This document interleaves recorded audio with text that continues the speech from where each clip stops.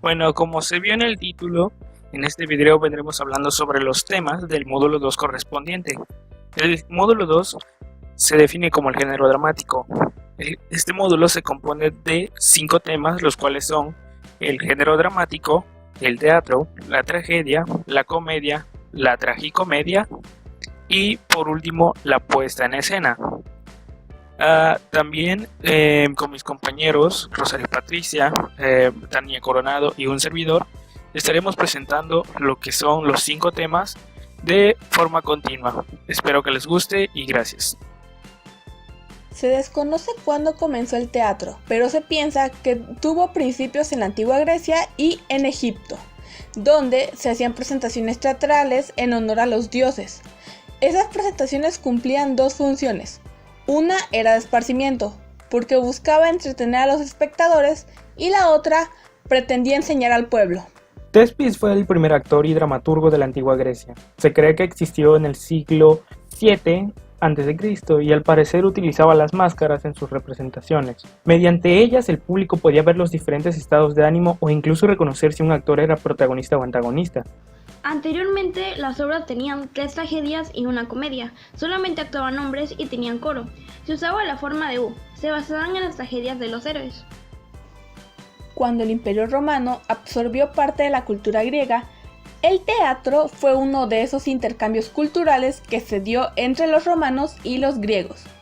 Pero estas prácticas fueron castigadas porque se consideraban prácticas paganas por su origen de tributos a los dioses. El teatro clásico se originó en la Grecia antigua cuando las obras duraban cierto tiempo determinado en plazas públicas de un solo tema. Y en Grecia destacaban autores como Sófocles, Eurípides, Aristófanes, entre otros. Con el tiempo se incluyeron animales y mujeres en las representaciones teatrales y empezaron a haber muertes en el escenario. Aparecieron diferentes tipos de espectáculos y se realizaron presentaciones de batallas terrenales. El esplendor del teatro griego cayó cuando Constantino se inclinó por la religión católica.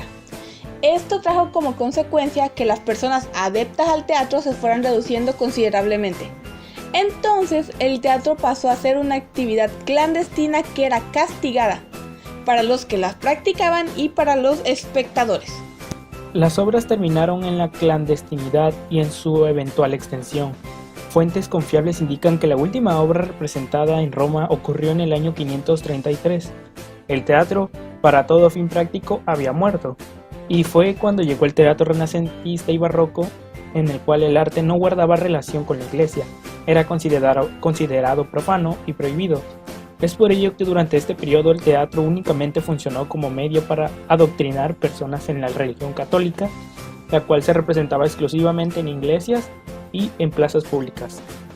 El teatro moderno surgió a finales del siglo XIX en Europa. 3 autores importantes crearon una nueva forma de hacer teatro, a la cual llamaron teatro moderno.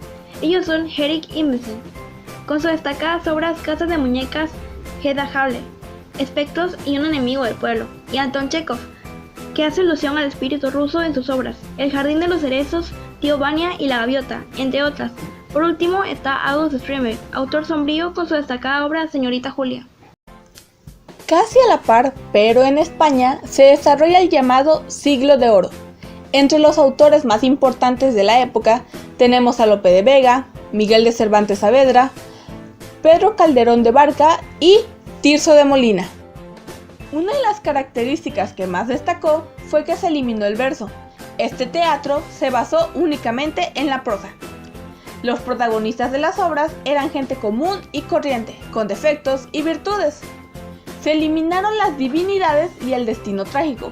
Los problemas de los protagonistas eran causados por ellos mismos. Y se trabajaron situaciones de la psicología del hombre.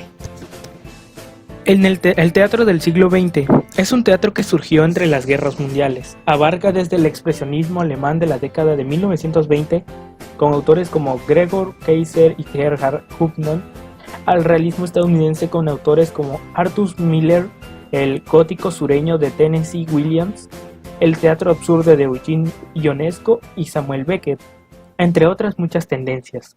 El teatro es un espacio de esparcimiento social, cultural donde las personas son capaces de expresar sentimientos y emociones, representan hechos reales que acontecieron en un tiempo o también ficticio que salen de la mente del autor. Las acotaciones son las diferentes ideas, sugerencias e indicaciones que el autor de la obra escribe, a menudo entre paréntesis, para que la puesta en escena sea lo más cercana a su concepción original, o en pocas palabras, con el teatro renacentista, la escena pasó a ocupar un lugar secundario dentro del teatro y se limitaba a hacer mención a las ocasiones en las que los actores salían o entraban dentro de un acto. Entonces podemos decir que un acto puede tener varias escenas. Y se desarrolle. En lo que respecta al conflicto, podemos decir que existen 5 tipos diferentes: ser humano contra ser humano contra sí mismo, ser humano contra la sociedad, ser humano contra la naturaleza y ser humano contra el destino. El teatro se dividió en 2 subgéneros: la tragedia, que centra su trama en alguna situación desafortunada que le pasa al protagonista, y la comedia, que en su comienzo fue concebida como inferior a la tragedia. En la comedia solo podían existir personajes torpes, tontos o vulgares. La farsa tiene su origen en Francia durante el siglo XV. Cabe señalar que en la Grecia antigua existían obras que encajaban con ese subgénero, sin embargo, en ese tiempo se les consideraba comedias. El único objetivo del melodrama es la manipulación de los sentimientos. Los personajes son planos y el tema que se maneja no deja ninguna enseñanza, y las situaciones que se representan no tienen relación con la sociedad. la tragicomedia es un subgénero muy difícil para todos, ya sea para el dramaturgo, los actores o el público en general. Consiste en arrancar la atención del público con situaciones grotescas o al menos humorísticas. Para cuando el público caiga en cuenta que está presenciando una comedia, el dramaturgo proponga una vuelta de tuerca perturbadora y terrible. Ok, la obra dramática tiene dentro de su estructura interna 3 grandes etapas, que son la exposición, el desarrollo y el desenlace. Durante la exposición se presentan los personajes, en el desarrollo se colocan momentos de tensión para que el público se sumerja en la obra, y finalmente en el desenlace se encuentran en la parte final de la obra, y desencadenará todo el protagonista. Por fin puede cumplir su meta planteada desde el inicio. El desenlace contiene distintos elementos, tales como final posible, peripecia, acción decreciente, catarsis y resolución. En algunas ocasiones existe un momento donde los dramaturgos no saben cómo determinar su obra y utilizan un recurso al que le llaman máquina de Dios. Con este recurso solucionan el conflicto por obra divina, sin embargo, este artificio literario no es muy recomendado. En la tragedia clásica existe un concepto llamado ironía trágica. Esto es cuando el héroe ha descubierto, muy tarde para él, su amartía, que es el error trágico, el cual lo llevará a su destrucción. Además, el público puede ir descubriendo situaciones que el personaje ignora. En la década de los 80 del siglo XIX, un pequeño grupo de dramaturgos se dio cuenta de que debían hallar la forma de hacer teatro nuevo. Entendieron que debían romper de una buena vez con las ligaduras del teatro clásico y no clásico. No más preocupaciones por las unidades del tiempo, acción y lugar, cambian el enfoque y actitud, entre otras cosas. Anteriormente el teatro le pertenecía únicamente a la tragedia. No se escribía ni se actuaba nada que no fuera de ese subgénero. Sin embargo, con el paso del tiempo, la tragedia y el teatro con ella ya no proponían nada bueno, pues los temas se repetían y el público dejó de asistir. El teatro estuvo a punto de desaparecer, pero cuando estaba sucediendo, la comedia, el drama y la tragicomedia surgieron para darle vida nuevamente. El melodrama proviene del griego melos, música, y drama, acción, en el cual podemos incluir al teatro musical. Existe aproximadamente desde el siglo XVIII y está presente tanto en la literatura como en la ópera, radio, telenovelas, circo y cine. La tragicomedia es la unión de 2 subgéneros completamente opuestos entre sí, para darle al espectador una oportunidad de cambiar de estados de ánimo en cuestión de minutos. Se considera más cercana a la realidad, pues presenta tanto momentos alegres como tristes, tal cual es la vida.